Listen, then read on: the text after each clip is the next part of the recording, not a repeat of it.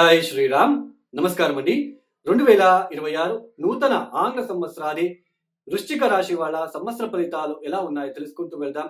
ఈ సంవత్సర ఫలితాలు అనేది దీర్ఘకాలికంగా సంవత్సరం మొత్తం కూడా ఒకే రాశిలో సంచారం చేసే శని, గురు, రాహు, కేతు ఈ 4 గ్రహాల రాశి మార్పులని బట్టి, ఆధారాన్ని బట్టి ఈ సంవత్సరం ఈ రాశి వాళ్ళకి ఇలాంటి ఫలితాలని చెప్పుకోవడం జరుగుతుంది.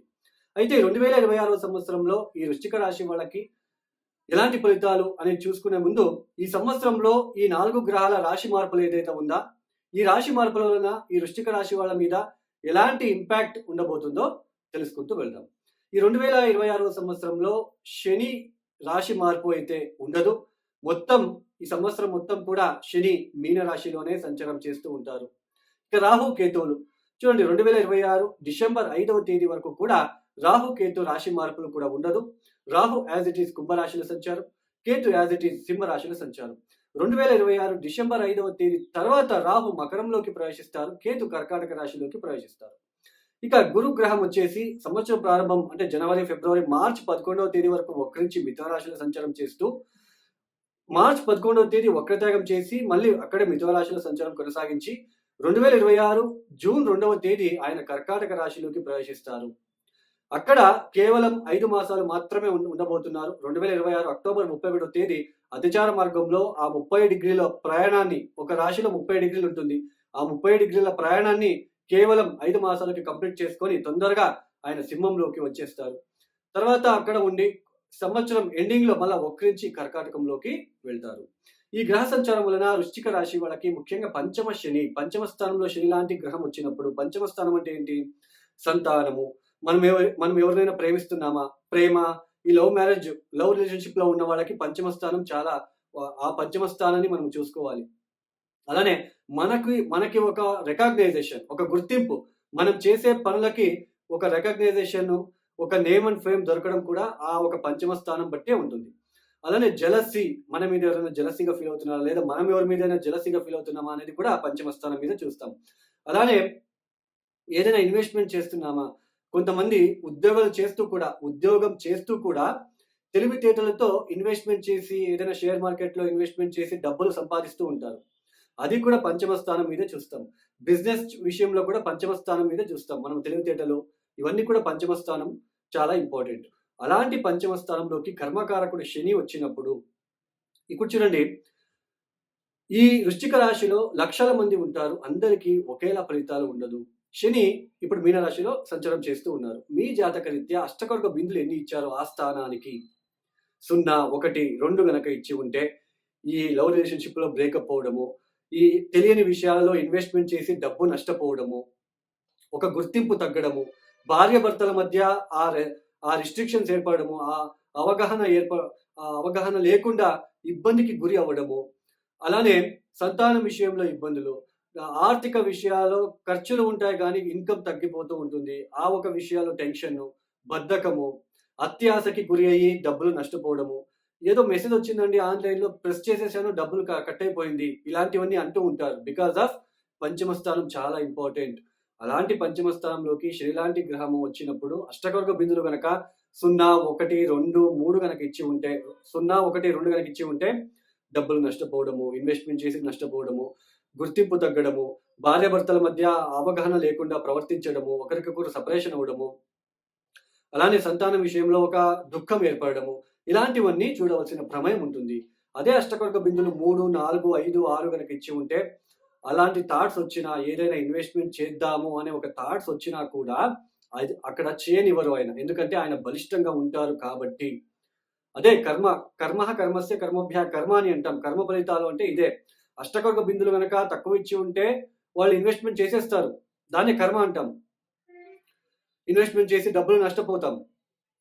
అదే అష్టకర్గ బిందులు ఎక్కువ ఇచ్చి ఉంటే ఇన్వెస్ట్మెంట్ చేయాలనిపించినా చేయలేము, ఎందుకంటే అక్కడ చేయనివ్వదు, కర్మ బాగుంటుంది కాబట్టి. ఇదే పంచమ స్థానంలోకి శని లాంటి గ్రహం వచ్చినప్పుడు సామాన్యంగా అందరూ కూడా ఏదో ఇన్వెస్ట్మెంట్ చేయడము, డబ్బులు లాసెస్ జరగడము, సంతానం విషయంలో డిలే అవ్వడము, ప్రేమికుల మధ్య ఒక బ్రేకప్ లాంటిది రావడము, భార్యాభర్తల మధ్య రిలేషన్షిప్లో కొంచెం బ్రేకప్ రావడము, మీకున్న పేరు తగ్గడము, ఇలాంటివన్నీ మీరు చూస్తూ వస్తూ ఉంటారు.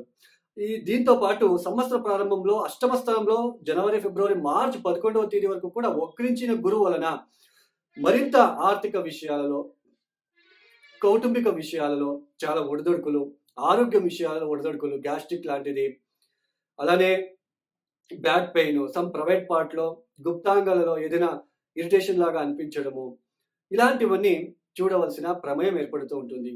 తర్వాత మార్చ్ 11వ తేదీ నుంచి ఆయన వక్రతగం చేసినప్పటికీ కూడా అగైన్ అలానే ఉంటుంది సిట్యుయేషన్. బట్ జూన్ 2వ తేదీ నుంచి నవమ స్థానంలోకి అడుగు పెడతాడు. నవమ స్థానంలో ఆయన సంచారం చేసేటప్పుడు నవమ దృష్టితో ఆయన మీనరాశిని చూస్తారు. పంచమాధిపతి అయి పంచమ స్థానాన్ని చూస్తారు కాబట్టి ఆత్మవిశ్వాసం పెరుగుతుంది. అలానే వ్యాపార అభివృద్ధి కోసం చేసే ప్రయత్నాలలో మీకు సఫలీకృత మంచి రూట్ దొరుకుతుంది. దేవతా కార్యాలలో పాల్గొనే అవకాశాలు మీకు లభిస్తాయి. మీకంటూ ఒక గుర్తింపు, ఎక్కువ ప్రయాణాలు చేస్తారు. అందులో తీర్థక్షేత్రాల దర్శనాలు చేసుకోవడానికి చాలా అవకాశాలు వస్తాయి. సంఘంలో మీరు ఇన్ని రోజులు పోగొట్టుకున్న పేరు మళ్ళీ మీకు తిరిగి రావడము, అలానే సోదరుల మధ్య ఉన్న ఇబ్బందులు తగ్గడము, మీ ఒక తండ్రి గారి వాళ్ళకేదైనా మంచి జరగడము, మీ ఫాదర్‌కి ఏదైనా ప్రమోషన్స్ రావడము, ఏదైనా సైట్ గురువులు చేయడము, ఇలాంటివి ఎక్కువగా ఈ యొక్క నవమ స్థానంలో గురువు వలన లభించడానికి ఆస్కారాలుంటాయి. అది చూడండి, గురుబలం ఎన్ని రోజులు వచ్చినట్టు 5 మాసాలు మాత్రమే. ఇది గోచార ఫలితాలు, అష్టవర్గ బిందువులు, మళ్ళీ మీ జాతక రీత్యా ఏ దశా పీరియడ్ జరుగుతాందో అది కూడా మనం చూసుకోవాలి. సో నవమ స్థానంలోకి జూన్ 2వ తేదీ నుంచి ఆయన సంచారం మొదలుపెట్టి 5 మాసాలు మాత్రమే, అక్టోబర్ 31వ తేదీ వరకు మాత్రమే ఆయన అక్కడ ఉంటాడు. ఈ 5 మాసాలు మాత్రమే చాలా పాజిటివ్ ఎనర్జీ, మళ్ళీ కాన్ఫిడెన్స్ మీకు పెరగడము, ఆత్మవిశ్వాసం పెరగడము, ఆర్థిక విషయాల ఇబ్బందులు తగ్గడము, భార్యాభర్తల మధ్య ఉన్న రికగ్నైజేషను, ఆ గుర్తింపు అవన్నీ మళ్ళీ పెరిగి, మళ్ళీ మీ మధ్య మంచి అండర్‌స్టాండింగ్ రావడము, రెండవ వివాహం పెళ్లి చేసుకోవాలనుకున్న వాళ్ళకి పెళ్లి అవ్వడము, ఇలాంటి మంచి శుభయోగాలు ఈ 5 మాసాల్లో లభిస్తాయి.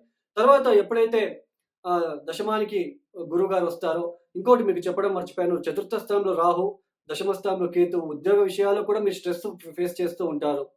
అయితే ఈ అక్టోబర్ 31వ తేదీ తర్వాత మళ్ళీ దశమానికి వస్తాడు గురువుగారు. డిసెంబర్ 5వ తేదీ తర్వాత దశమ స్థానాన్ని వదిలిపెడతాడు కేతు. నవమ స్థానంలోకి వెళ్ళిపోతాడు. రాహు తృతీయానికి వస్తాడు.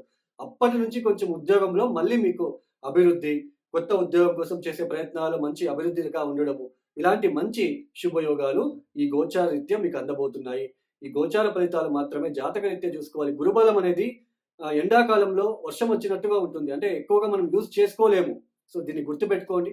ఇక ఈ యొక్క వృశ్చిక రాశి వాళ్ళు తప్పనిసరిగా ప్రతిరోజు ఓం నమః శివాయ ఈ మంత్రం గనక 1180 సార్లు చదువుకోవడానికి ప్రయత్నం చేయండి. శ్రీపాద శ్రీవల్లభ దివ్య చరితామృత ఆ పుస్తకాన్ని చదువుకోవడానికి ప్రయత్నాలు చేసుకోండి. ఇక ఎవరైతే ఈ వీడియోని చూస్తున్నారో లైక్ చేయండి, షేర్ చేయండి, సబ్స్క్రైబ్ చేసుకోండి. అలానే ఎవరికైనా ఆస్ట్రాలజీ కన్సల్టేషన్ కావాలనుకుంటే డిస్ప్లే అవుతున్న నెంబర్కి నేరుగా కాల్ చేయండి. ప్రాబ్లమ్స్ చెప్పుకోరాదు, మీ డేట్ ఆఫ్ బర్త్ టైమింగ్స్ ఇవ్వాలి అంతే. నేనే ఎక్స్ప్లెయిన్ చేస్తాను ఏ ప్రాబ్లం ఉంది, ఏ దశాభుక్తి జరుగుతుంది, ఎప్పటి నుంచి బాగుంటుంది, ఏ పరిహారాలు మీరే కష్టపడి చేసుకోవాలి, అలాంటి పరిహారాలు మీకు సూచించడం జరుగుతుంది. ఎవరికైనా ఇంట్రెస్ట్ ఉంటే కాల్ చేయండి. ఇక సర్వే జనం సుఖినో భవంతు. ధన్యవాదములు. జై శ్రీరామ్.